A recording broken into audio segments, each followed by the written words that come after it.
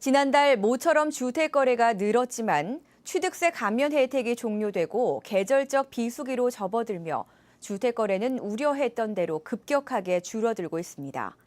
이른바 거래의 절벽 현상이 나오고 있는 것인데 주택시장 침체에 대한 우려의 목소리도 덩달아 커지고 있습니다. 주택 매매와 관련해서 근본적인 재검토가 필요하다는 지적입니다. 김용현 기자가 보도합니다. 국토교통부에 따르면 지난달 주택 매매 거래량은 13만여 건, 지난해 같은 달 5만 7천 건보다 무려 128%나 증가했습니다. 국토부가 통계를 집계하기 시작한 지난 2006년 이후 6월 기준으로는 7년 만에 가장 많은 거래 건수입니다. 거래는 큰 폭으로 늘었지만 가격은 오히려 떨어졌습니다. 대표적 재건축 단지인 서울 강남 대치동 은마아파트 전용 면적 84제곱미터 실거래 가격은 8억 9,900만 원으로 전달과 차이가 없었고, 송파 잠실주공 5단지 76.5제곱미터는 9억 5,200만 원으로 오히려 5천만 원가량 하락했습니다. 문의가 많이 끊겼어요.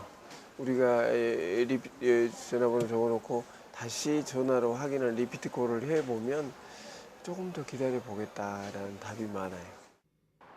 문제는 앞으로입니다. 4.1 부동산 대책 약효가 이미 다한 상황에서 취득세 감면 혜택도 종료가 되고 여기에 계절적 비수기까지 겹치며 주택 매매 거래가 급격하게 줄어드는 이른바 거래 절벽 현상이 벌써부터 감지되고 있습니다. 서울 부동산 정보광장에 따르면 15일 현재 서울 아파트 거래량은 698건으로 하루 평균 46건 정도에 불과합니다. 이는 지난 6월 하루 평균 거래량 300건에 비하면 15% 수준에 불과한 것. 특히 지난달 큰 폭으로 거래가 늘었던 강남 3구는 더욱 심각합니다. 15일 현재 강남 3구 아파트 거래량은 69건으로 하루 평균 4.6건꼴로 지난달 60건에 비하면 10분의 1에도 미치지 못합니다. 지금 부동산 시장 어찌됐건 이제 6월에서 8월 초까지 휴가철까지는 이제 비수기에 들어서는데요. 거기에 이제 유예 조치까지 끝나서 인식 자체가 조금 많이 다운이 되는 편이라고 보시는 게 정확히 맞겠죠. 실제적으로 이제 그 매수 문의도 줄고, 시장에서는 이제 전세 물량도 없고 이제 이사 기간이 이제 비수기다 보니까 많이 이제 문의도 많이 악화된 편이죠.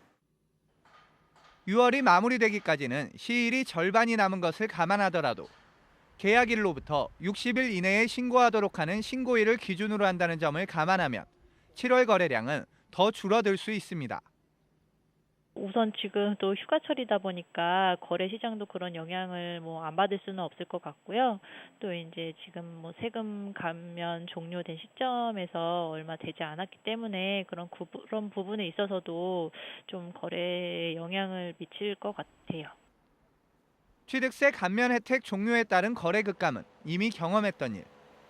취득세 감면 혜택이 종료된 직후였던 지난 1월 서울 아파트 거래량은 1,134건으로 취득세 한시적 감면 혜택 막달인 지난해 12월 6,848건 대비 83%나 줄었고, 지난해 1월 거래량 역시 전달보다 74% 감소했었습니다.